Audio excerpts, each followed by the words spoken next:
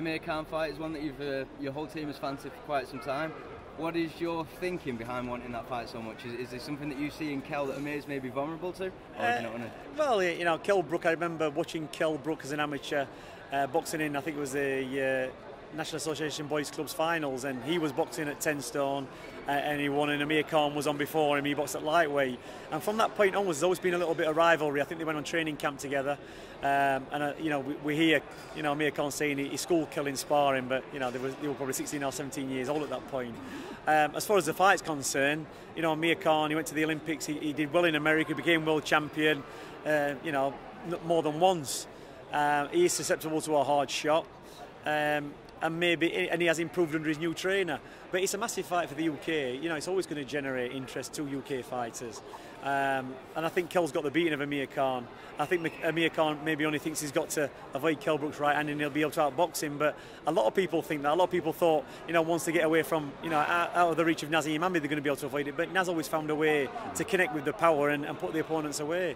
So it's a massive fight. It'll create so much interest with the UK fight fans, and not, you know, just fight fans. People in general want to go and see an event, like you want to go and see a pop concert. It attracts, just like Froch and Groves did, it attracts a wider audience, and that's what you need to be. You need to be attracting the audiences outside of boxing to create that name. Nazim Imambi managed to do it. You know, he was a household name. Everybody knew who he was, and hopefully that's the way it's going to go with Kell. With that fight, obviously, I'd say Khan's maybe got the hand speed advantage in combination, but I'd say that maybe Kell's got the hand speed advantage in terms of timing, and that's something that Amir Khan has been susceptible to. Do you think that that's the case, or...? It's no good having fast hands if you're not going to hit the target, and you know, as Kell proved on Saturday night, he makes slight minor adjustments and you've missed him with a shot. You know, you can have the fastest hands in the world, if you're not there to be hit, you're not going to hit anybody. And the other thing is, Amir Khan, he's not a massive puncher. You know, Kell's got the angles, he's got the power.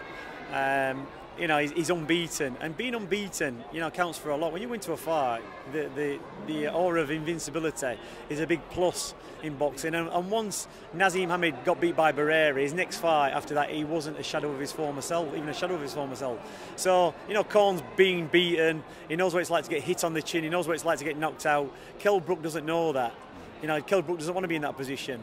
And, you know, you start getting hit by big shots as a fighter, and you've been in that position before, you know, sometimes that's the undoing of you.